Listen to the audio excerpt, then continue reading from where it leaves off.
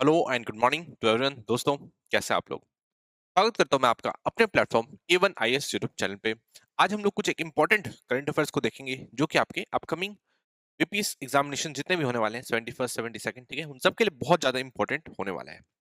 दोस्तों, आज हम लोग 8 ऑफ दिसंबर के करंट अफेयर्स देखेंगे, है ना। 7 ऑफ दिसंबर तक जिसने भी करंट अफेयर्स नहीं देखे, बहुत ज्यादा इंपॉर्टेंट करंट अफेयर्स है। करंट को स्टैटिक से मिक्स किया हुआ है, मिक्स करके लाया गया है, ठीक है। उसे अभी जरूर देखना है, ठीक है। और जो भी नए स्टूडेंट है जिन्हें इस इनिशिएटिव के बारे में नहीं पता, उनको मैं बता दूं कि जो भी बीपीएससी के स्टूडेंट है ना, जो भी 71st बीपीएससी की तैयारी कर रहे हैं, 72nd बीपीएससी की तैयारी कर रहे हैं, उन सारे स्टूडेंट के लिए ये जो पर्टिकुलर इनिशिएटिव है बहुत ही ज्यादा इंपॉर्टेंट होने वाला है, ठीक है। एक एक करंट अफेयर्स हम लोग बहुत अच्छी तरीके से देखते हैं।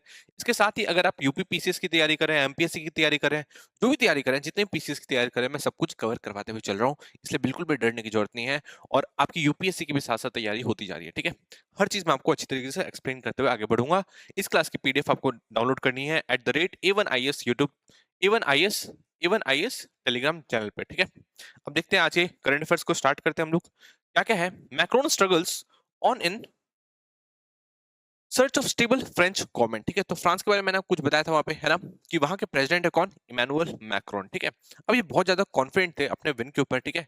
तो इनका टर्म पूरा कंप्लीट भी नहीं हुआ, इन्होंने बीच में ही क्या करवाया, बीच में इलेक्शंस फ्रांस में स्टार्ट करवा दिए, ठीक है। अब उसकी वजह से प्रॉब्लम क्या हुई कि वहां पे प्राइम मिनिस्टर का चुनाव होना था, तो प्राइम मिनिस्टर का चुनाव इनकी जो पार्टी थी वो उतने वोट नहीं लेके आ पाई, ठीक है। तो काफी ज्यादा स्थिति वहां पे गड़बड़ चल रही थी। फिर जैसे तैसे करके एक वहां पे प्राइम मिनिस्टर अभी बनाया गया जिनका नाम है माइकल बर्नियर। ये आप ध्यान रखेंगे, इनकी फोटो मैं भी आपको भी दिखाऊंगा भी, ठीक है। तो माइकल बर्नियर भी उनको बना दिया गया फ्रांस का प्राइम मिनिस्टर, ठीक है। अब माइकल बर्नियर को भी लोग वहां पे सपोर्ट नहीं कर रहे हैं, ठीक है। वहां के जो पार्लियामेंटेरियंस हैं और वो इनको एक तरीके से नो कॉन्फिडेंस वोट, 60 साल बाद ऐसा होने वाला है कि फ्रांस की गवर्नमेंट में, फ्रांस के पार्लियामेंट में नो कॉन्फिडेंस वोट आने वाला है किसी लीडर के खिलाफ, ठीक है। तो अब वहां से प्राइम मिनिस्टर को भी इम्पीच करने की बात चल रही है। ये चीज आप ध्यान रखेंगे, कहाँ पे? फ्रांस में। ये चीज आपको ध्यान रखनी है, ठीक है। तो एक बार हम लोग देख लेते हैं कौन कौन है। पर हम लोग देखेंगे ये कौन है। ये है माइकल बर्नियर, इनके बारे में आपको ध्यान रखना है। इनका नाम सीधा सीधा आपसे पूछा जा सकता है, माइकल बर्नियर कौन है, या कौन सी कंट्री से रिलेट करते हैं, ठीक है। या फ्रांस के नए प्राइम मिनिस्टर का नाम क्या है। ये नए प्राइम मिनिस्टर है कहाँ के? फ्रांस के। ये चीज आपको ध्यान रखनी है, ठीक है। प्रेसिडेंट कौन पूछेगा तो आपको क्या लिखना है? ऑब्वियसली इमैनुअल मैक्रोन, ठीक है। वहां पे सिस्टम थोड़ा अलग है ना। प्रेसिडेंट भी चुने जाता है और प्राइम मिनिस्टर भी चुने जाते हैं। और जो प्रेसिडेंट है वो इमैनुअल मैक्रोन है और प्राइम मिनिस्टर कौन है? Michael Barnier. ये चीज आपको ध्यान रखनी है, ठीक है। बट इससे पहले एक युवा सिर्फ 34 साल के हैं, ठीक है। इनका नाम है गैब्रियल अटल। ये भी बने थे, ये सबसे सबसे यंग एज के, सबसे कम उम्र के पीएम बने थे कहाँ पे? फ्रांस में। ये चीज आपको ध्यान रखनी है। और सिर्फ ये 34 साल के हैं, ये भी चीज आप ध्यान रखेंगे, ठीक है। और ये गे भी है, इन्हें फर्स्ट गे पीएम भी कहा जाता है कहाँ का? फ्रांस का। ये चीज आपको ध्यान रखनी है, ठीक है। तो ये गे है, 34 साल के हैं, गैब्रियल अटल। ये तो आपको पता ही है क्या होता है ना। गैब्रियल अटल इनका नाम है। तो क्वेश्चन आ सकता है गैब्रियल अटल के बारे में, तो आप उसको टिक करके आएंगे। ये चीज आपको ध्यान रखनी है, ठीक है। अब हम लोग नेक्स्ट कुछ चीजें देखेंगे किसके बारे में? फ्रांस के बारे में। ये चीज आपको ध्यान रखनी है। 2-3 नाम जो इंपॉर्टेंट है वो मैंने आपको बता दिए। कौन कौन से नाम इंपॉर्टेंट है? पहला तो है इमैनुअल मैक्रोन। ये चीज आप ध्यान रखेंगे, इमैनुअल मैक्रोन के बारे में। सेकंड चीज आप क्या ध्यान रखेंगे? माइकल बर्नियर, ठीक है। माइकल बर्नियर आपको ध्यान रखना है, ये भी किससे रिलेटेड है? ये भी फ्रांस से रिलेटेड है। और थर्ड आपको लिखना है गैब्रियल अटल। ये भी आपको नाम ध्यान रखना है। ये सारे जो नाम है ये बहुत ज्यादा इंपॉर्टेंट है आपके एग्जाम पर्सपेक्टिव से, ठीक है। अब कुछ और चीज जानते हैं हम लोग इसके बारे में, फ्रांस के बारे में कुछ और चीज जान लेते हैं, ठीक है। और फ्रांस की क्रांति के बारे में आपको पता ही है कब हुई थी, है ना। उसका जो ईयर है वो आप मुझे नीचे कमेंट सेक्शन में बताएंगे, ठीक है। फ्रांस की 3 इंपॉर्टेंट चीजें हैं, कौन कौन सी? मैं उनका नाम लिख देता हूँ। एक तो हो गया आईफल टावर, जिसको हम लोग ही जानते हैं, ठीक है। कहाँ पे है? ऑब्वियसली पेरिस में है। ये चीज आपको ध्यान रखनी है, ठीक है। सेकंड जो चीज है, जो अभी हाल फिलहाल में बहुत ज्यादा न्यूज में भी थी, उसका नाम है लोवेर म्यूजियम। ये आपको ध्यान रखना है, ठीक है। तो क्वेश्चन क्या आएगा? क्वेश्चन आएगा कि लोवेर म्यूजियम कौन सी कंट्री से रिलेटेड है ना। और वहां पे इटली दिया होगा, जर्मनी दिया होगा, एक फ्रांस दिया होगा और स्विट्जरलैंड दिया होगा, है ना। तो आप बहुत ज्यादा कंफ्यूज हो जाओगे।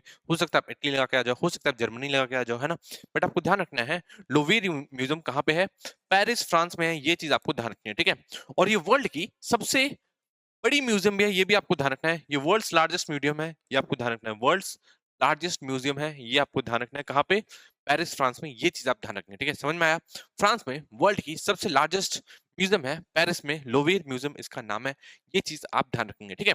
अब क्या हुआ, अब इंडिया ने सोचा है कि यार हम लोग इतनी बड़ी कंट्री है, इतनी बड़ी डेमोक्रेसी है, इतना रिच हमारा कल्चर है, इतनी पुरानी हमारी हिस्ट्री है, तो हमारा भी एक वर्ल्ड का, दुनिया का सबसे बड़ा म्यूजियम होना चाहिए। तो अब सोचा गया है कि वर्ल्ड का सबसे जो बड़ा म्यूजियम है वो कहाँ बनाया जाएगा, इंडिया में बनाया जाएगा। ये चीज आप ध्यान रखेंगे, ठीक है।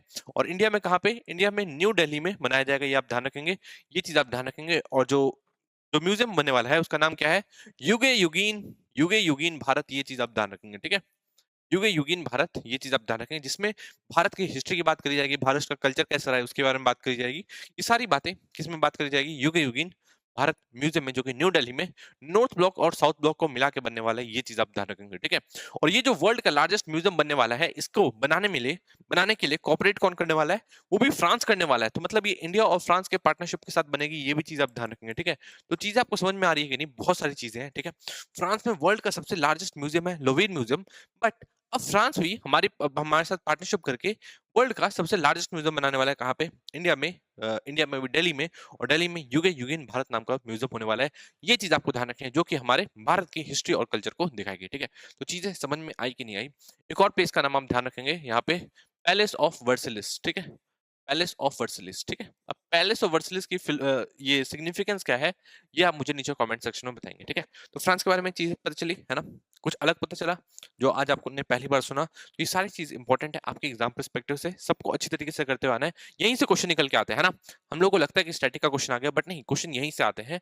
इसको आपको अच्छी तरीके से कवर करते हुए चलना है, ठीक है। नेक्स्ट देखते हैं हम लोग, नेक्स्ट क्या चीज है। ये चीज तो आपको समझ में आ गई। अब नेक्स्ट एक देखते हैं कि एक फ्रांस की बहुत ही इंपॉर्टेंट रिवर भी है, रिवर का नाम है साइन रिवर। ये आप ध्यान रखेंगे, ठीक है। रिवर का क्या नाम है, साइन रिवर। ये चीज आप ध्यान रखेंगे, जो कि कहाँ की है, ये सेकंड लार्जेस्ट रिवर है किसकी, फ्रांस की। ये चीज आप ध्यान रखेंगे, ये सेकंड लार्जेस्ट रिवर है फ्रांस की। ये चीज आप ध्यान रखेंगे, ठीक है। और इसी रिवर के किनारे क्या हुआ था, अभी जो ओलंपिक्स मनाए गए है ना, उसकी ओपनिंग सेरेमनी इसी रिवर के किनारे हुई थी। ये आप ध्यान रखेंगे, ठीक है। तो चीजें आपको समझ में आई कि नहीं आई। साइन रिवर इंपॉर्टेंट है, ये पेरिस से भी होके गुजरती है। ये चीज आप ध्यान रखेंगे, पेरिस से होकर गुजरती है, और ये करीब 775 किलोमीटर लंबी है। ये भी चीज आप ध्यान रखें, ठीक है। तो इस टाइप की कुछ चीजें हैं जो आपको ध्यान रखनी है किसके बारे में, साइन रिवर के बारे में, ठीक है। एक बार इसको देख लेते हैं हम लोग, किसमें, फ्रांस में। फ्रांस की लोकेशन भी एक बार हम लोग देखते हुए आगे बढ़ेंगे, ठीक है। तो एक बार रेडी हो जाओ, सारी चीजों को हमें अच्छी तरीके से समझना है। देखो फ्रांस कहाँ पे है, ये पूरा क्या है, मैंने कई बार बता रखा है। ये है आइबेरियन पेनिसुला, और ये है स्टेट ऑफ गिब्राल्टर, और ये है बे ऑफ बिस्के। ये चीज आपको ध्यान रखनी है, क्या है, ये है बे ऑफ बिस्के, ठीक है। ये है बिस्के, ये चीज आपको ध्यान रखनी है, ठीक है। तो ये सारी चीज आप ध्यान रखेंगे। ये क्या है, पेरिस है ना।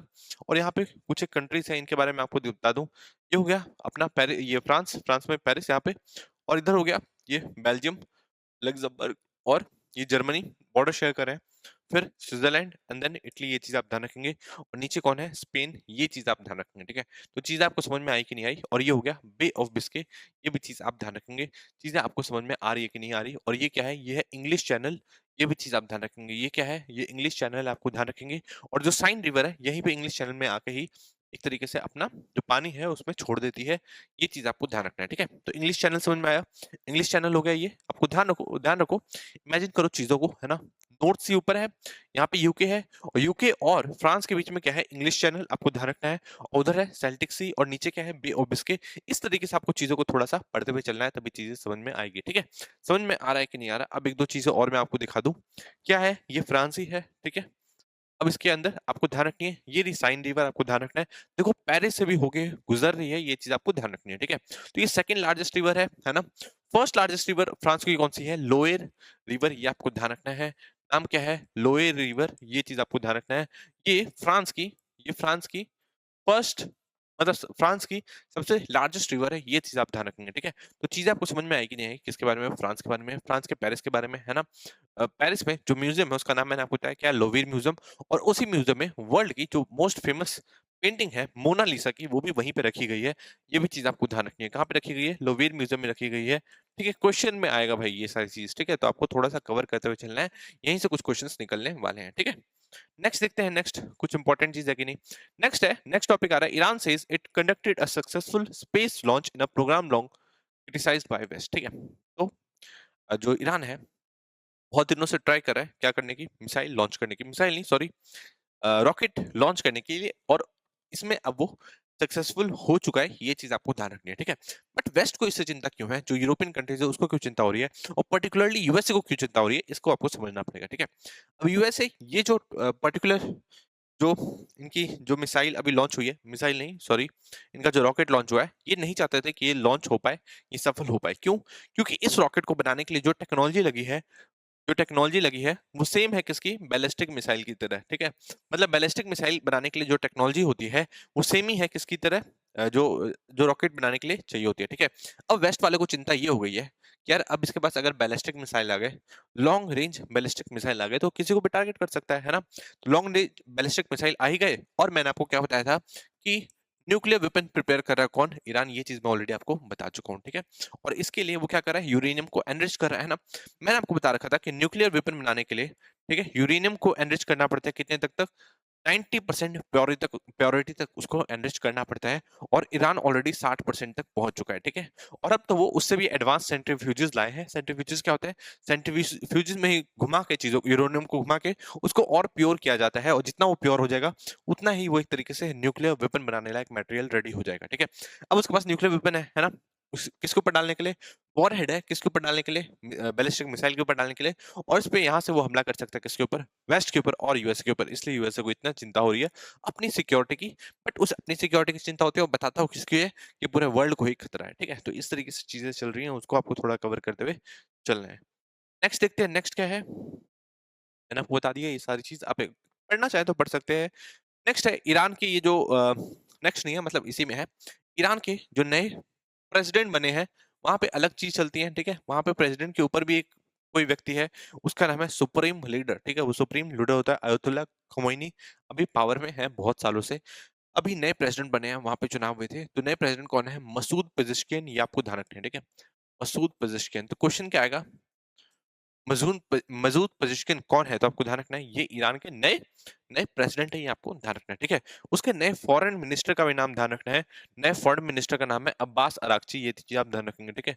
नए फॉरेन मिनिस्टर का नाम है अब्बास अरागची, ये चीज आप ध्यान रखेंगे, ठीक है। तो समझ में आया कि नहीं है, अब्बास अरागची नए फॉरेन मिनिस्टर कहाँ के, फ्रांस के, ये चीज आपको ध्यान रखनी है, ठीक है। फ्रांस के नहीं, ईरान की, ये चीज आपको ध्यान रखनी है, ठीक है। तो मसूद पेजेश्किन को मॉडरेट भी माना जाता है, उनको ये माना जाता है कि ये वेस्ट से एक तरीके से नेगोशिएट करने के लिए रेडी रहते हैं। नहीं तो इससे पहले जो थे वो तो बिल्कुल ही रेडी नहीं रहते थे, जिनका नाम था इब्राहिम रईसी, जिनकी मौत भी हो चुकी थी हेलीकॉप्टर क्रैश में, ठीक है। ये कौन है, अब्बास अरागची, जो कि फॉरेन मिनिस्टर कहाँ के, ईरान की, ये चीज आपको ध्यान रखनी है, ठीक है। तो चीजें आपको समझ में आएगी नहीं आई, ईरान की लोकेशन देख लीजिए, किसके से बॉर्डर शेयर कर रहा है, पाकिस्तान से। कैसे याद रहेगा, क्योंकि ईरान और पाकिस्तान एक दूसरे के ऊपर कई बार मिसाइल छोड़ चुके हैं, आपको पता ही है, ठीक है। अफगानिस्तान से भी लग रहा है ना, पाकिस्तान का दुश्मन अफगानिस्तान भी, और एक तरीके से ईरान भी दुश्मन नहीं है, बट अभी इन्होंने मिसाइल तो एक दूसरे पे छोड़ी थी, ठीक है। फिर तुर्कमेनिस्तान हो गया, ये हो गया कैस्पियन सी, ये हो गया इराक, ये चीज आपको ध्यान रखनी है, ठीक है। ये हो गया स्ट्रेट ऑफ हॉर्मुज, ये हो गया गल्फ ऑफ ओमान, इसे क्या कहेंगे, इसे कहेंगे गल्फ ऑफ ओमान, ये आपको ध्यान रखना है, गल्फ ऑफ ओमान, ठीक है। गल्फ ऑफ ओमान ये है भाई, ये नहीं है, ठीक है। ये है गल्फ ऑफ ओमान, ये हो गया पर्शियन गल्फ, ये हो गया स्ट्रेट ऑफ हॉर्मुज, ये चीज आपको ध्यान रखनी है, स्ट्रेट ऑफ हॉर्मुज, ये चीज आप ध्यान रखें, ठीक है। तो चीजें आपको समझ में आ रही है कि नहीं आई ईरान के बारे में। ईरान के दो इंपॉर्टेंट माउंटेन्स के बारे में भी आप ध्यान रखेंगे। माउंटेन्स का नाम है जैग्रोज माउंटेन और एल्ब्रूज माउंटेन, ठीक है। तो क्वेश्चन क्या आएगा, जैग्रोज माउंटेन और एल्ब्रूज माउंटेन कौन सी कंट्री से रिलेटेड है, जैग्रोज माउंटेन और एल्ब्रूज माउंटेन, एल्ब्रूज माउंटेन कौन सी कंट्री से रिलेटेड है, तो आपको ध्यान रखना है किससे रिलेटेड है, ये दोनों ही ईरान से रिलेटेड है, ये चीज आप ध्यान रखेंगे, ठीक है। तो चीजें आपको समझ में आई कि नहीं आई, इस तरीके से चीजों को पढ़ते हैं तभी सारी चीजें क्लियर होती हैं, ठीक है। और क्या जानेंगे, और जानेंगे दस्त लुट और दस्ते कबीर, ये दोनों क्या है, ये दोनों डेजर्ट है, आपको ध्यान रखना है किसके, ईरान के। ये भी चीज आप ध्यान रखेंगे किसके बारे में, दस्त लुट, दस्त ए लुट और दस्ते कबीर के बारे में। ये दोनों क्या है, ये डेजर्ट है, दस्ते कबीर के बारे में, ये क्या है, ये दोनों डेजर्ट है किसके, ईरान के। ये चीज आपको ध्यान रखनी है, ठीक है। तो चीजें कवर हुई कि नहीं हुई, एक और इंपॉर्टेंट जगह का नाम बता रहा हूँ, क्या, इस्फहान, इस्फहान के बारे में आप ध्यान रखेंगे। इस्फहान में ही अभी हाल फिलहाल में ही क्या हुआ था, बॉम्बिंग करी गई थी किसके द्वारा, इजराइल के द्वारा, ये चीज आप ध्यान रखेंगे, ठीक है। तो इस्फहान से लगा देंगे, कहाँ पे है इस्फहान, है कहाँ पे, ईरान में है। और यहाँ पे एक तबरीज नाम की जगह भी याद रखेंगे, जो कि इजरबाइजान के पास में है, ये चीज आप ध्यान रखेंगे, ठीक है। तो इस तरीके से चीजों को थोड़ा सा कवर करते हुए चलना है, जब ये सारी चीजें कवर होंगी, ठीक है। नेक्स्ट देखते हैं, नेक्स्ट न्यूज है साउथ कोरिया से आ रही है। South Korean leader under pressure as impeachment vote looms, ठीक है? अब क्या चल रहा है आपको पता ही है कहाँ पे? साउथ कोरिया में। साउथ कोरिया में जिसको डेमोक्रेसी मानी जाती है और इंडिया से बेहतर डेमोक्रेसी मानी जाती है, कुछ इंडेक्स के द्वारा, है ना? दूसरी दुनिया और दुनिया के अलावा दुनिया के नज़रिए से नहीं, ठीक है? कुछ इंडेक्स के नज़रिए से, तो वहाँ पे देखा गया कि अभी हाल-फिलहाल में वहाँ पे क्या लगा दी गई थी? इमरजेंसी लगा गई थी, ठीक है? और किसका नाम लेके लगा दी गई? नॉर्थ कोरिया का नाम लगाकर इमरजेंसी लगा दी गई कहाँ पे? साउथ कोरिया में, ठीक है? साउथ कोरिया कैपिटल का नाम मैंने आपको बताया था सियोल है और वहाँ के प्रेसिडेंट का नाम आपको ध्यान रखना है जिन्होंने अभी हाल-फिलहाल में ही मार्शल लॉ लगाया था कहाँ पे? साउथ कोरिया में आपको ध्यान रखना है जिनका नाम है यून सूक यॉल, ठीक है? अब बताओ सियोल तो आपको याद रहेगा ना किसका? साउथ कोरिया का क्या है? सियोल का ये क्या है? कैपिटल है किसका? साउथ कोरिया का। तो प्रेसिडेंट यून सूक यॉल आपको नाम ध्यान रखना होगा, ठीक है? प्रेसिडेंट यून सूक यॉल का नाम आप ध्यान रखेंगे, ये चीज़ आपको ध्यान रखना है, जो कि कहाँ के हैं? जो कि साउथ कोरिया के हैं, आपको ध्यान रखना है, ठीक है? ये पिक्चर आप देख लीजिए, इन्होंने लगा दिया था साउथ कोरिया में। साउथ कोरिया की लोकेशन मैं ऑलरेडी आपको बता चुका हूँ, ठीक है? अब RBI keeps key lending rate unchanged, growth target lower to 6.6%, ठीक है? अब मैंने आपको क्या बताया कि आरबीआई का मेन काम क्या है? आरबीआई का बहुत सारे काम है, ठीक है? उसमें एक काम क्या है? इन्फ्लेशन को कंट्रोल करना, ठीक है? और इससे रिलेटेड मैंने कुछ इंपॉर्टेंट जानकारी दी थी, आज हम उसी को रिवाइज करेंगे और उससे थोड़ा आगे भी बढ़ेंगे, ठीक है? तो जो मेरी प्रीवियस जितने भी लेक्चर्स हैं वो सारे इंपॉर्टेंट है, ठीक है? जो भी अभी मेरी ये वीडियो देख रहा है वो जाके भी पुराने लेक्चर्स भी देखेगा। करंट को स्टैटिक से मिक्स करके मैंने उसमें पढ़ाया है, तो चीजें पढ़नी जरूरी है, ठीक है? किसके बारे में पढ़ रहे थे हम लोग? आरबीआई के बारे में पढ़ रहे थे, ठीक है? तो आरबीआई क्या है? आरबीआई इंडिया का सेंट्रल बैंक है, ये तो सबको ही पता है ना, जितना भी चीजें होती है यही मैनेज करता है। अब आरबीआई ने के अंदर एक कमिटी है, इसको कहते हैं एमपीसी, मॉनेटरी पॉलिसी कमिटी, आपको ध्यान रखना है। इसका नाम आप ध्यान रखेंगे, मॉनेटरी पॉलिसी कमिटी आप ध्यान रखेंगे, ठीक है? मॉनेटरी पॉलिसी कमिटी, ये चीज आप ध्यान रखें, ठीक है? तो चीजें आपको समझ में नहीं आई कि नहीं आई, इसके बारे में, एमपीसी के बारे में। तो मॉनेटरी पॉलिसी कमीशन बैठाई गई थी कब? 2016 में इसे बनाया गया था, है ना? फाइनेंस एक्ट फाइनेंस एक्ट 2016 लाके ये चीज आप ध्यान रखें, ठीक है? फाइनेंस एक्ट 2016 लाके गवर्नमेंट द्वारा क्या बनाया गया? मॉनेटरी पॉलिसी कमेटी बनाई गई, ठीक है? और इसको कहा गया कि आप सिर्फ एक चीज पे फोकस करो, इन्फ्लेशन को मैनेज करने से, ठीक है? मतलब अब इनका काम दिया गया कि बस आप ये चेक करते रहो कि महंगाई ज़्यादा ना हो और ज़्यादा कम भी ना हो, ठीक है? हर चीज़ें सस्ते भी ना हो जाए बहुत ज़्यादा महँगी भी ना हो जाए और इनको टारगेट दिया गया कि 4 + -2 मतलब 2% से लेके 6% के बीच में क्या होना चाहिए? इन्फ्लेशन होना चाहिए। ये किसको टारगेट दिया गया? एमपीसी को टारगेट दिया गया। एमपीसी की बात और इन्फ्लेशन को कंट्रोल करने की बात दोनों ही किसमें करी गई है? फाइनेंस एक्ट 2016 में करी गई है, ये चीज़ आपको ध्यान रखना है, ठीक है? अमेंडमेंट किसमें हुआ था? अमेंडमेंट हुआ था आरबीआई एक्ट 1934 में, ठीक है? आरबीआई एक्ट 1934 में। तो आप सोचेंगे एमपीसी क्या आरबीआई एक्ट 1934 में है? तो आप ध्यान रखेंगे यस है, बट वो ओरिजिनली नहीं थी, बट अमेंडमेंट के तहत उसको जोड़ा गया है। ये चीज आपको ध्यान रखना है किसमें? आरबीआई एक्ट 1934 में। तो क्वेश्चन किसी भी टाइप का आएगा तो आप उसको कवर कर लेंगे, ठीक है? एमपीसी की फुल फॉर्म पूछेगा तो मॉनेटरी पॉलिसी कमेटी, उसका मेन काम क्या है? उसका मेन काम है इन्फ्लेशन को कंट्रोल करना। इन्फ्लेशन मतलब महंगाई, है ना? ये तो जानता ही है। अब देखो एमपीसी के बारे में हम लोग पढ़ लेते हैं कुछ इसके बारे में कि एमपीसी में टोटल कितने मेंबर्स होते हैं? तो टोटल इसमें 6 मेंबर्स होते हैं, ये आपको ध्यान रखना है, ठीक है? कौन-कौन इसका मेंबर होता है? पहले तो इसमें एक चेयरपर्सन होता है, जो कि कौन होगा? हमेशा एक आरबीआई का गवर्नर इसका चेयरपर्सन होगा, ये चीज़ आपको ध्यान रखनी है, ये चेंज नहीं हो सकता, ठीक है? और एक होगा डिप्टी गवर्नर, ये भी चीज़ आप ध्यान रखेंगे और एक और व्यक्ति होगा, वो कौन होगा? वो आरबीआई के सेंट्रल बोर्ड द्वारा नॉमिनेटेड एक व्यक्ति होगा, ये चीज़ आपको ध्यान रखना है, ठीक है? तो 3 हो गए कहाँ से? आरबीआई से एक तरीके से और 3 हो गए किसकी तरफ से? गवर्नमेंट की तरफ से और टोटल मिला के ये 6 व्यक्ति बन जाते हैं, मतलब 6 पर्सन्स की ये पूरी बॉडी होती है एमपीसी, ये आपको ध्यान रखना है, ठीक है? तो मतलब इसमें टोटल 6 व्यक्ति होते हैं। इसका हेड कौन होता है? इसको चेयर कौन करता है? आरबीआई के गवर्नर चेयर करते हैं, ठीक है? इसका मेन काम क्या है? इसका मेन काम है इन्फ्लेशन को कंट्रोल करना और इसलिए ये क्या करती है? ये रेपो रेट को एडजस्ट करती है, ये चीज़ आपको ध्यान रखना है, ठीक है? किसको करेगी? ये रेपो रेट को एडजस्ट करेगी। तो इसी के बारे में आप हर महीने सुनते होंगे कि रेपो रेट चेंज किया गया है, कितना चेंज किया गया, नहीं किया गया, कि उतने का उतना ही है। यही सारी चीज़ें देखी जाती है। रेपो रेट को कंट्रोल किया जाता है। रेपो रेट से क्या होता है? रेपो रेट से इन्फ्लेशन कंट्रोल होता है, ठीक है? रेपो रेट मैं ऑलरेडी आपको बता चुका हूँ। जैसे कि हम लोग लोन लेते हैं किससे? बैंक से। तो बैंक्स को भी कभी-कभी पैसे की ज़रूरत पड़ती है, तो उसको जाना पड़ता है किसके पास? बैंकों के बैंक के पास, जो कि आरबीआई है, ठीक है? अब आरबीआई जिस रेट पे जो बैंक्स है उनको इंटरेस्ट देती है, जो लोन देती है, वो क्या है? इस रेट पे देती है, वो क्या है? वो है रेपो रेट, ये चीज़ आपको ध्यान रखनी है, ठीक है? इस तरीके से आप चीज़ों को थोड़ा-सा कवर करते हुए चलोगे, आपको थोड़ी-सी चीज़ों को ध्यान रखनी है, ठीक है? तो चीज़ें आपको समझ में आई कि नहीं आई, किसके बारे में? आरबीआई के बारे में और मॉनेटरी पॉलिसी कमिटी के बारे में, ठीक है? एमपीसी के बारे में ये भी ध्यान रखेंगे कि आरबीआई एक्ट 1934 में है, लिखा गया है, ओरिजिनली नहीं था बट अमेंडमेंट एक्ट लाके किया गया, अमेंडमेंट एक्ट 2016 में लाया गया। ये चीज़ आपको ध्यान रखनी है और ये क्या है? ये एक स्टैट्यूटरी बॉडी है, ये भी चीज़ आप ध्यान रखेंगे, ठीक है? तो क्वेश्चन देखो यहाँ से कई बार आ चुके हैं, तो आपको आपको इस बार कवर करते हुए चलना है। यहाँ से क्वेश्चन आने के चांसेस बहुत ही ज़्यादा हैं, इसलिए आपको चीज़ों को थोड़ा-सा समझते हुए चलना होगा, ठीक है? और देखो कि 6 मेंबर की बॉडी है और फैसला लेने के लिए 4 व्यक्तियों का क्वोरम होना चाहिए, मतलब 4 व्यक्ति तो वहाँ पे हमेशा होने ही होने चाहिए, ठीक है? तभी मीटिंग को कंडक्ट किया जा सकता है। हर साल 1 साल में कई कई एक बार मीटिंग करवाई जाती है, ठीक है? तो क्वोरम कितने का है? 4 लोगों का है, ये चीज़ आपको ध्यान रखनी है। बट इन केस अगर टाई हो जाता है, जैसे 3/3 हो जाता है, ठीक है? 3 इस साइड और 3 इस साइड, या 2/2 हो जाता है, तो उस केस में क्या होगा? उस केस में होगा, जो आरबीआई का जो गवर्नर होगा, जो कि इस कमिटी का चेयरपर्सन होगा, उसके पास यहाँ का कास्टिंग वोट भी होगा, मतलब लास्ट में वो जिस चीज़ पे मोहर लगाएगा वही बात मानी जाएगी। ये चीज़ आपको ध्यान रखना है, ठीक है? अब इन्होंने मोहर लगाई किस चीज़ पे? और इन्होंने कोई भी फैसला लिया, ठीक है? इन्होंने क्या लिया? इन्होंने कोई भी फैसला लिया। अब आपको ध्यान रखना है, ये जो फैसला होगा, ठीक है? वो एक तरीके का, ये जो फैसला होगा, वो क्या होगा? ये जो फैसला होगा, वो एक तरीके से बाइंडिंग होगा किसके ऊपर? आरबीआई के ऊपर, ठीक है? मतलब अब आरबीआई को ये चीज़ माननी पड़ेगी जो इस कमिटी ने रिकमेंड किया है, ठीक है? समझ में आया? जो कमिटी रिकमेंड करेगी, वो आरबीआई का मानना ज़रूरी है, ठीक है? क्वेश्चन क्या आएगा? क्वेश्चन आएगा कि ये जो कमिटी रिकमेंड करती है, वो आरबीआई मानना ज़रूरी है, नहीं है? वो आरबीआई के ऊपर डिसाइड उसके उसके ऊपर डिस्क्रिशन है, ठीक है? आरबीआई उसको मान भी सकती है, नहीं भी मान सकती है। तो आपको ध्यान रखना है, नहीं मानना ही पड़ेगा, वो इस एक्ट में लिखा गया है, ये चीज़ आपको ध्यान रखनी है, ठीक है? मतलब एमपीसी ने जो भी सुझाव दिया, एमपीसी ने जो भी एडवाइस दी किसके ऊपर? जो भी एडवाइस दी किसके ऊपर? आरबीआई को। वो क्या है? वो बाइंडिंग है, ये चीज़ आपको ध्यान रखना है। एडवाइस दी वो क्या है?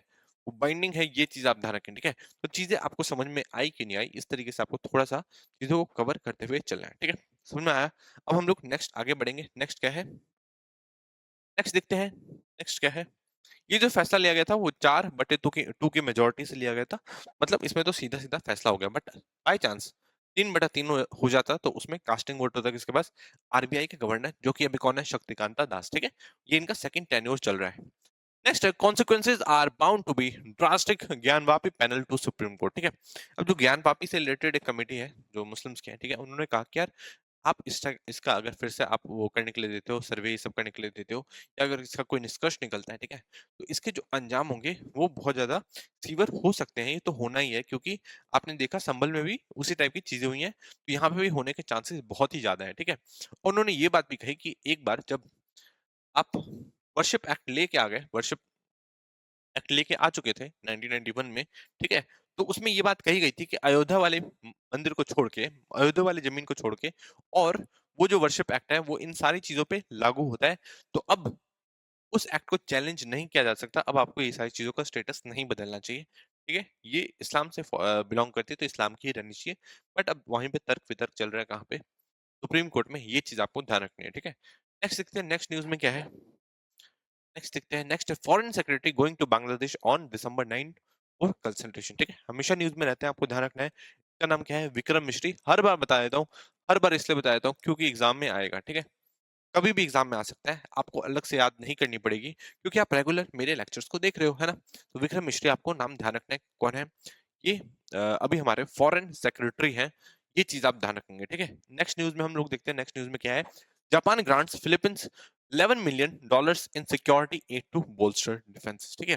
अब जापान और फिलीपींस की लोकेशन तो आपको पता ही होगी। जापान नॉर्थ में है और फिलीपींस साउथ में है, ये चीज़ आपको ध्यान रखना है। ये रहा जापान और ये रहा फिलीपींस, ये चीज़ आप ध्यान रखेंगे। ये हो गया फिलीपींस सी, ये हो गया ईस्ट चाइना सी, और ये हो गया साउथ चाइना सी, ये आपको ध्यान रखना है। ये क्या है?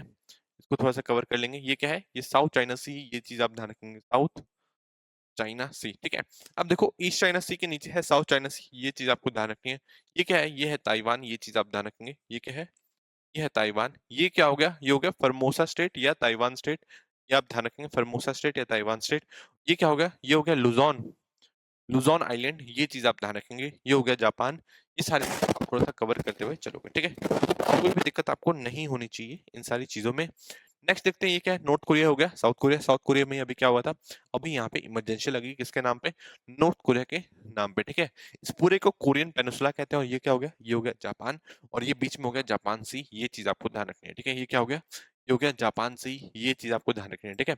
जापान में 4 आइलैंड्स के नाम मैंने आपको बता रखे हैं, कौन कौन से 4 आइलैंड्स का नाम, 4 आइलैंड का नाम है होकाइडो, आप इसको कवर करते हुए चलोगे, होकाइडो। सेकंड क्या है, होन्शु, होकाइडो होन्शु। थर्ड क्या है, शिकोकू, शिकोकू। और फोर्थ क्या है, क्यूशु। ये चीज आपको ध्यान रखनी है, ठीक है। तो चीजों को आपको थोड़ा सा कवर करते हुए चलना है, होकाइडो, होन्शु, शिकोकू और क्यूशु। होन्शु जो है, ये मैंने आपको बता दिया नॉर्थ से साउथ में, ठीक है। ये मैंने आपको क्या बता दिया, नॉर्थ से लेके साउथ में, ये मैंने आपको बता दिया होकाइडो, होन्शु, शिकोकू और क्यूशु। और एक फिफ्थ एक और आइलैंड का नाम लिख सकते हैं, ओकिनावा, ये आप लिख सकते हैं, ठीक है, ओकिनावा। ये हो गया नॉर्थ से साउथ हो गया, ये चीज आप ध्यान रखेंगे। बट अगर इसमें होन्शु को ऊपर कर दे, है ना, और क्यूशु को ऊपर कर दो यहाँ पे, ठीक है, सेकंड को 1 की जगह पे कर दे और 4 को 3 की जगह पे कर दे, तो कुछ अरेंजमेंट बनेगा, ठीक है। वो बनेगा होन्शु, होकाइडो, क्यूशु और शिकोकू और फिर ओकिनावा, ठीक है। वो क्या हो गया, लार्जेस्ट से स्मॉलेस्ट। ये चीज आपको ध्यान रखनी है, पहले ही मैं बता चुका हूँ, इसलिए कह रहा हूँ मेरे पुराने लेक्चर्स देखो, सारी चीजें इंपॉर्टेंट है, ठीक है। चीजें आपको समझ में आए कि नहीं आए, ये हो गया रशिया का कामाचाट का प्लेट्यू, ये चीज आप ध्यान रखेंगे, ठीक है। नेक्स्ट देखते हैं, साउथ चाइना सी बता दिया था, ये हो गया सुलूसी, ये चीज आपको ध्यान रखनी है। जो फिलीपींस है उसके जस्ट नीचे क्या हो गया, सुलूसी, और ये हो गया सेलेबसी, ये चीज आप ध्यान रखेंगे। नीचे क्या होगा, नीचे इसके इंडोनेशिया, ये सब है, ये चीज आपको ध्यान रखनी है, ठीक है। नेक्स्ट देखते हैं, नेक्स्ट है China urges US to stop sending wrong signals over Taiwan after Lai Johnson calls, ठीक है। अब मैंने आपको ताइवान की लोकेशन ऑलरेडी बता दी है ना, ताइवान की लोकेशन हम लोग देख ले, ये हो गया ताइवान। और ताइवान की चाइना से दूरी कितनी है, 180 किलोमीटर, ये आपको ध्यान रखनी है, ठीक है। कितनी दूरी है, 180 किलोमीटर, ये आप ध्यान रखेंगे। ताइवान में अभी एक नए प्रेसिडेंट आए हैं जिनका नाम है विलियम लाई, ये चीज आप ध्यान रखेंगे, ठीक है। विलियम लाई के बारे में समझ में आ गया, विलियम लाई नए प्रेसिडेंट है कहाँ के, ताइवान के, ये आपको ध्यान रखना है। और इससे पहले जो प्रेसिडेंट थी वो कौन थी, साई इंगवेन, ठीक है। उनका नाम क्या था, साई इंगवेन, ये चीज आप ध्यान रखेंगे, ताई इंगवेन, ये चीज आप ध्यान रखेंगे। ये कौन है, ये प्रो यूएसए थी, है ना, और 2 बार प्रेसिडेंट रह चुकी हैं कहाँ की, ताइवान की, और फर्स्ट वुमेन प्रेसिडेंट थी कहाँ की, ताइवान की, ठीक है। अब बन चुके हैं, अब एक मैन बन चुके हैं प्रेसिडेंट कहाँ के, ताइवान के, ये आपको ध्यान रखना है, जिनका नाम है विलियम लाई चांगते, इनको बोलते हैं, विलियम लाई बोल सकते हैं आप, ठीक है। और ये भी प्रो यूएसए हैं, ये बहुत ज्यादा अगेंस्ट रहते हैं किसके, चाइना के, ये चीज आप ध्यान रखेंगे, ठीक है। तो चीजों को थोड़ा सा कवर करते हुए चलना है। नेक्स्ट देखते हैं हम लोग, नेक्स्ट क्या है न्यूज में, नेक्स्ट है Bangladesh court bans broadcast of ousted ex PM Sheikh Hasina, ये प्लीज, ठीक है। तो शेख हसीना ने अभी एक भाषण दिया, कहाँ पे, एक वर्चुअल भाषण था, इन्होंने संबोधित किया अपने जो फॉलोअर्स हैं उनको, ठीक है, कहाँ पे, न्यूयॉर्क में, ये चीज आप ध्यान रखें, ठीक है। तो न्यूयॉर्क में संबोधित किया गया किसके द्वारा, शेख हसीना द्वारा, है ना। वर्चुअली इंडिया में बैठ के किया गया, है ना। तो इनकी जो स्पीच है उसको बैन कर,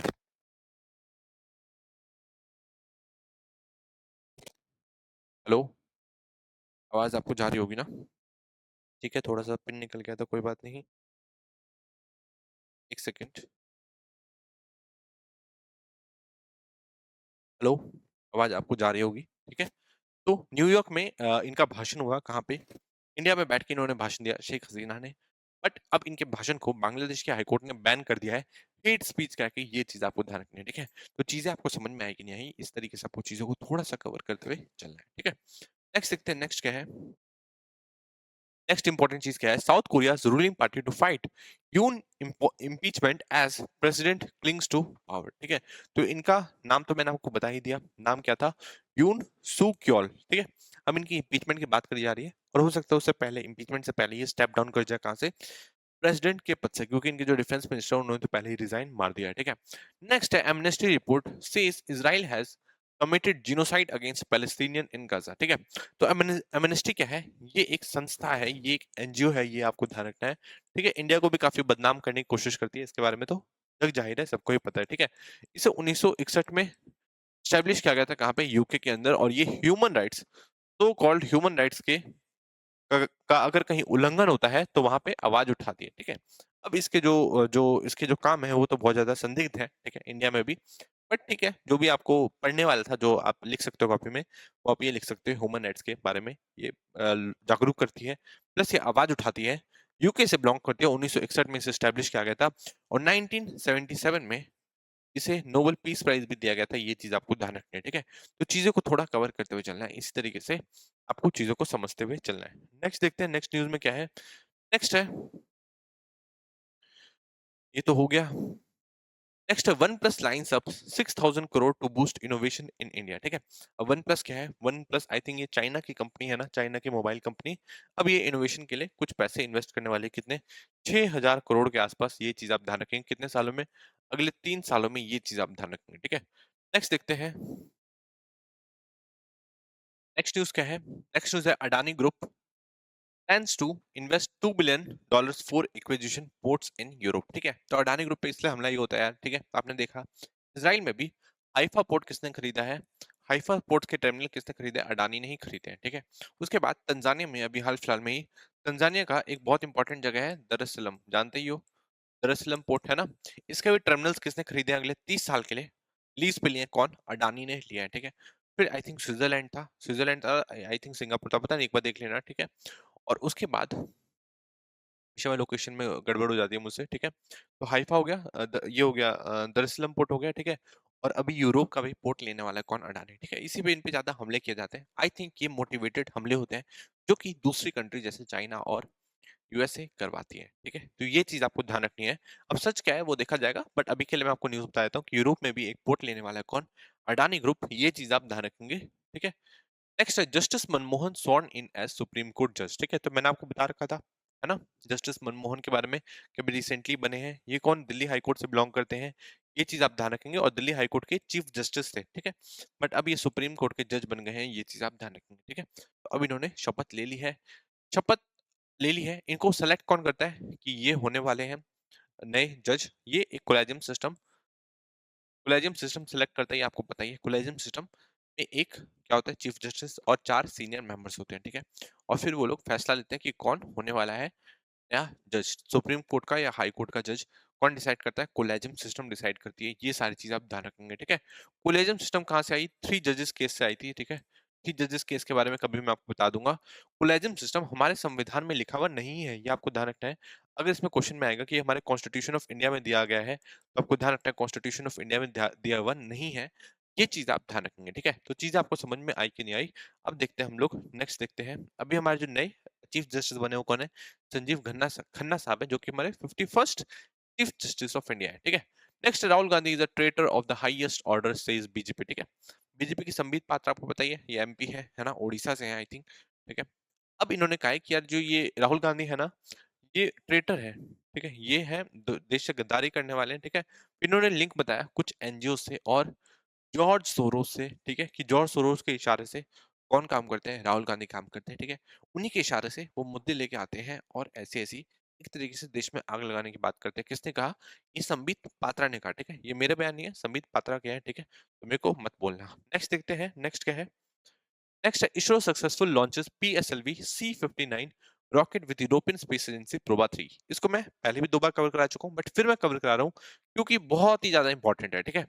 प्रोबा 3 मैंने आपको बताया है सैटेलाइट किसकी है? यूरोपियन स्पेस एजेंसी की है। जिसने किसने लॉन्च किया है? इसरो ने लॉन्च किया है। ये चीज आप ध्यान रखेंगे। इससे पहले प्रोबा 1 और प्रोबा 2 भी आ चुका है। ये चीज आप ध्यान रखेंगे, ठीक है। ये प्रोबा 3 हो गया। ये चीज आप ध्यान रखेंगे। इसरो ने लॉन्च किया यूरोपियन स्पेस एजेंसी, जो कि सन को स्टडी करेगा। ये आप ध्यान रखेंगे। सन को स्टडी करेगा और सन के कोरोना को स्टडी करेगा, ठीक है। इसमें सन के कोरोना को स्टडी करेंगे प्रोबा 3। ये चीज आप ध्यान रखेंगे, ठीक है। किससे लॉन्च हुआ है? पीएसएलवी C-59 आपको ध्यान रखना है। बहुत सारे वहां पे पीएसएलवी दिए होंगे, ठीक है।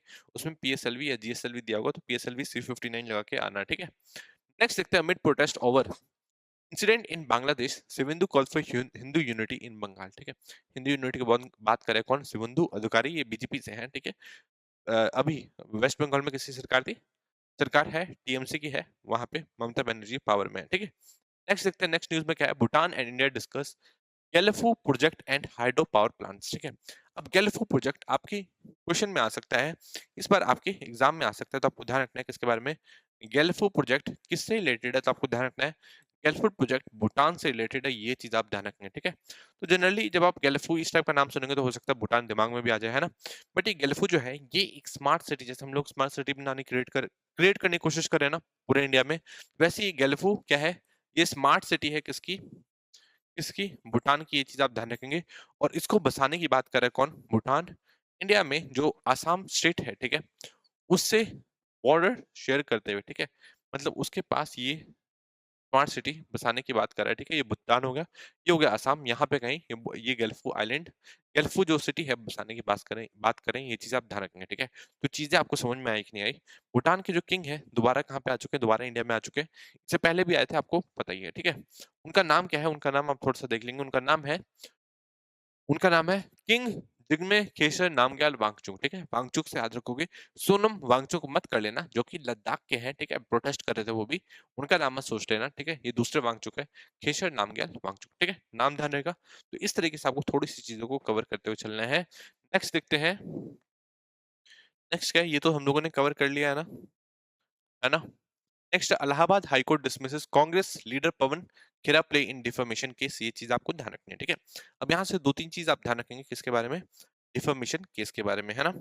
डिफेमेशन केस के बारे में मैंने आपको बताया था कि डिफेमेशन केस भी दो टाइप के होते हैं। डिफेमेशन केस भी दो टाइप के होते हैं, किसके? एक होता है सिविल डिफेमेशन केस और एक होता है क्रिमिनल डिफेमेशन केस, ये चीज आपको ध्यान रखनी है, ठीक है? सिविल में क्या होता है? सिविल में आप माफी मांग लो तो हो सकता है आपको माफी मिल जाए, है ना? और कुछ फाइन भी भरना पड़ सकता है।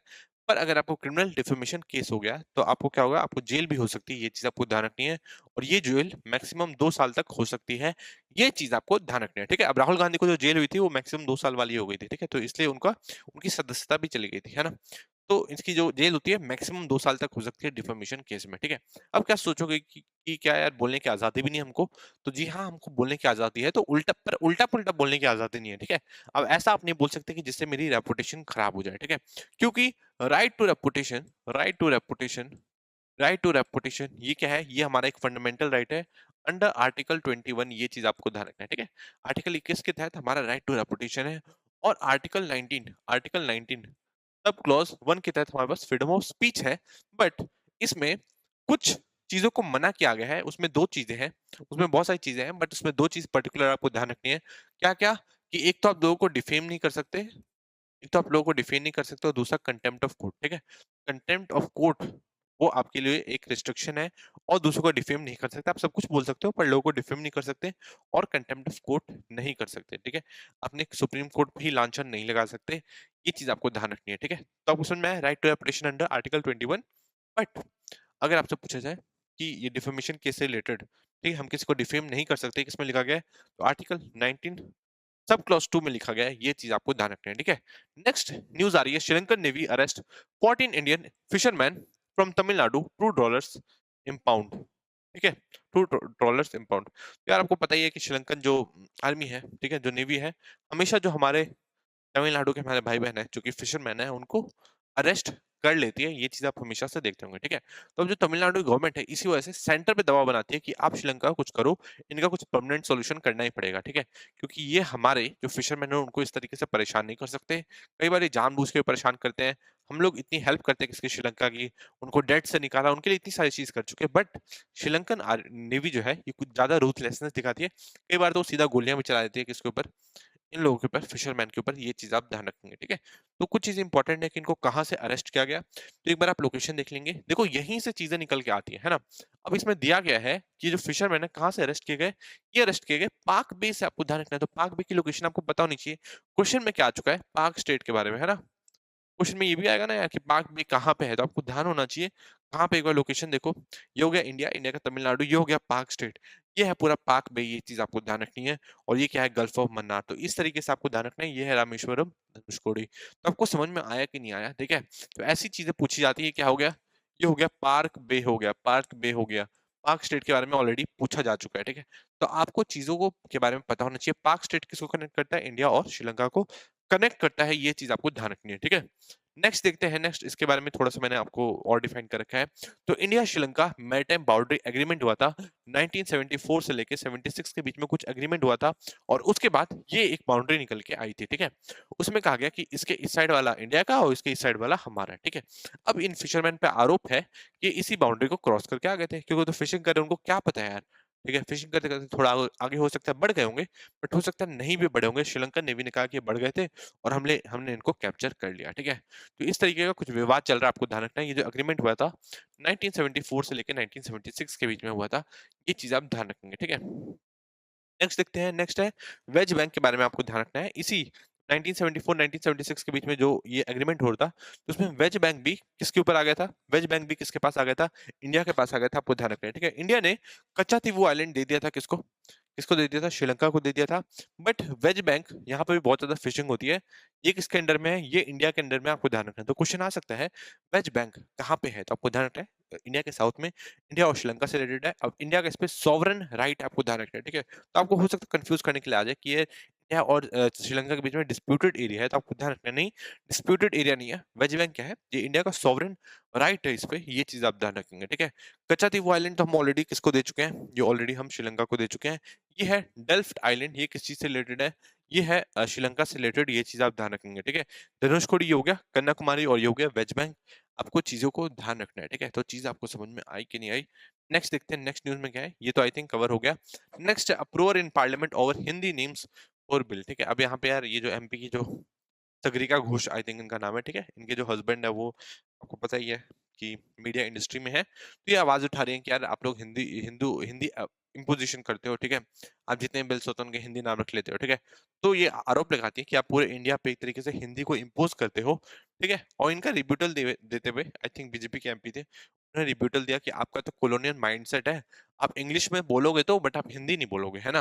मतलब आप इंग्लिश की सरकार, मतलब आप चाहते हो कि इंग्लिश की सरकार रहे, है ना? इंग्लिश बोले, ठीक है? बट हिंदी नहीं बोलेंगे, है ना? आपको इंग्लिश पसंद आती है पर हिंदी पसंद नहीं आती। क्योंकि इंग्लिश भी तो आपकी लैंग्वेज नहीं है, बट स्टिल आप इंग्लिश को पसंद करते हो। बट आप हिंदी को सहन नहीं कर सकते, ठीक है? तो इस तरीके की कुछ चीज़ें चल रही हैं। तो इसी के साथ मैं आज की वीडियो को समाप्त करूँगा। कोई भी डाउट होगा तो आप नीचे कमेंट सेक्शन में पूछिए। वीडियो का पीडीएफ कहाँ पे मिलेगा? @A1IS पे मिलेगा। ये चीज़ आपको ध्यान रखनी है, ठीक है? @A1IS टेलीग्राम चैनल पे मिलेगा। ये चीज़ आपको ध्यान रखनी है। इसी के साथ आज की वीडियो को हम समाप्त करते हैं। Thank you so much.